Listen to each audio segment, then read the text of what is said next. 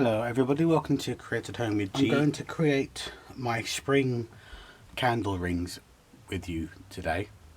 If you recall, back at Christmas I made some candle rings for some hurricanes that I was using for my display, and I used these Rattan wreaths from Poundland. Now I'm not sure if you're going to still find these in your stores. I bought up quite a few over the Christmas period because I knew I wanted to recreate some candle rings for the rest of the year. So this video I'm going to do my spring ones. I found these in Poundland at Christmas time. Now these are some of their in their wedding range, and it's the wedding bouquet, but they're daisies, and I thought they'll be ideal. And they've got all this fern kind of foliage with it, and this kind of boxwood foliage. I'm probably not going to use these, but I'll probably use all this. So I'm going to, all this is from Poundland. I'm going to dissect a couple of them, and I'm going to probably just, I'm not sure how many I'm going to use, but what I'm going to do, I'm just going to dissect it all into pieces. So I'll have 3 piles of foliage. I'll let you into a little secret, crafters.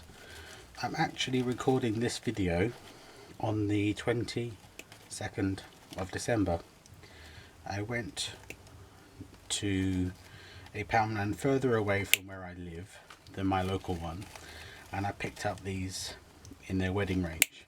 So I know that these will be available, but as I say, the wreaths may not be available, but you might be one of the lucky ones that has a store that's still stocking them, because these wreaths will be ideal throughout the year. But if they're not available, you can always get them when they come out again, Christmas of 2020, and then recreate this. Okay, so that's 2 of those bouquets dissected, and as I say, I'm going to just do the 2 for now. And I'm not sure if I want to just pop these in. Let's go to one that's, I'm going to turn them up slightly so they like that, and then put them in. So I'm just going to put some glue and then submerge them and then let it catch, but I'm also going to have it so they face in different directions.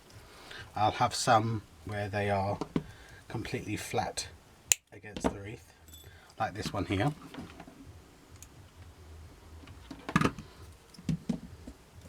Remembering to keep this bit fairly empty because I'm going to need that for the hurricane.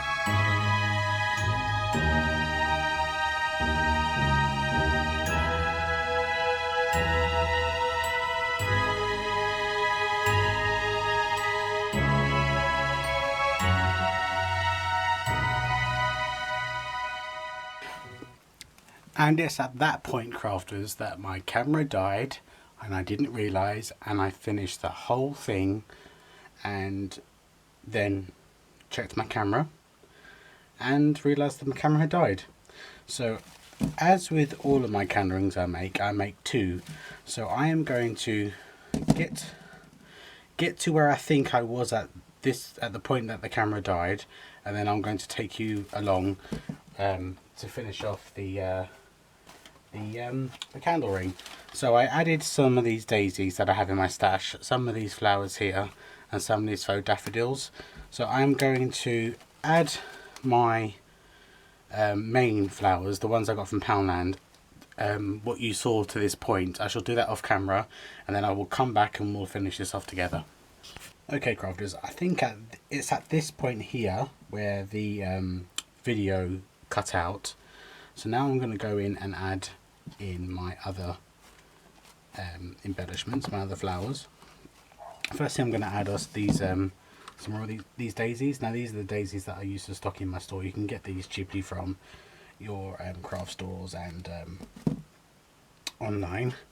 So I'm just going to put these in, you know, wherever I think a daisy is needed. And I'm not going to go far away from the colours of yellow, white and green. So I won't be adding any other colours.